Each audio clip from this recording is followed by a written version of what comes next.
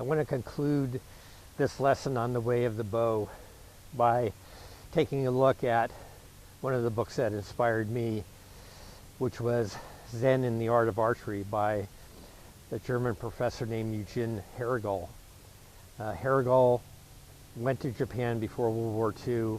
He was a philosophy professor. He was very interested in Zen, and he studied the art of Kudo, which is the way of the bow, Japanese art of archery, with Master Kenzo for 5 years in search of what the Zen experience of shooting a bow is like in the Japanese art of archery. Here in this painting you can see the gigantic recurved bow of the Japanese art of Kyudo, and you can also see the bow-like setup of the archer stance, providing stability and strength for the lower body while the archer draws the string.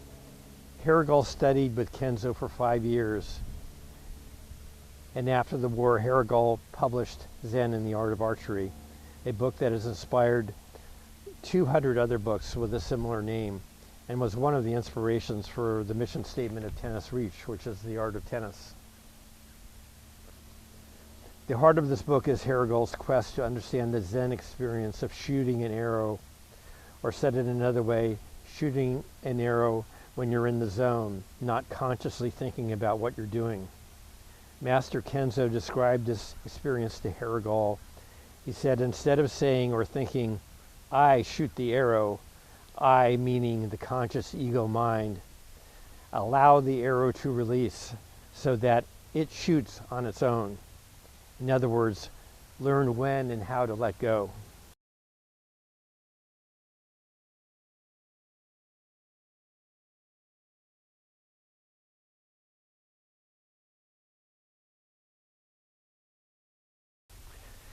In wrapping up this lesson, the way of the bow, the whole idea of being able to let go is not an easy process to accomplish.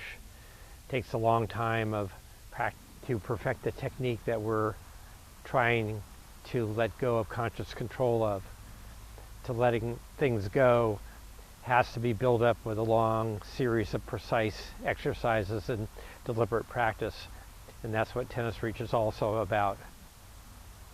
So in wrapping up this lesson, the way of the bow, and talking about the experience of Dr. Herrigel and Zen in the Art of Archery, this idea of getting into the zone, letting go of our over trying and our overreaching and our overthinking, so that we can just let our bodies perform at a high level. This is the ideal of sports. This is Zen in the art of tennis, Zen in the art of archery. So we had a quick tip about it today.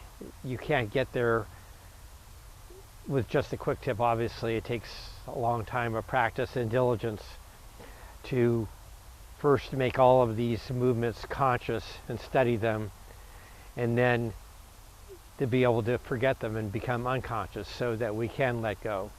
But that's a slow and deliberate process called deliberate practice, which is also what Tennis Reach is about.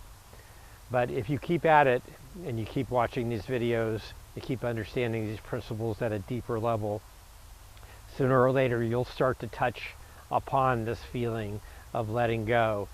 And sooner or later, you keep working on this Federer forehand, you're going to have a lot better forehand than you had before. And when your friends comment about your game, they say, where did you get that forehand of yours?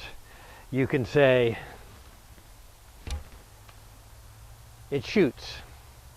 And only you, the ghost of Professor Herrigel, and me will understand what that means.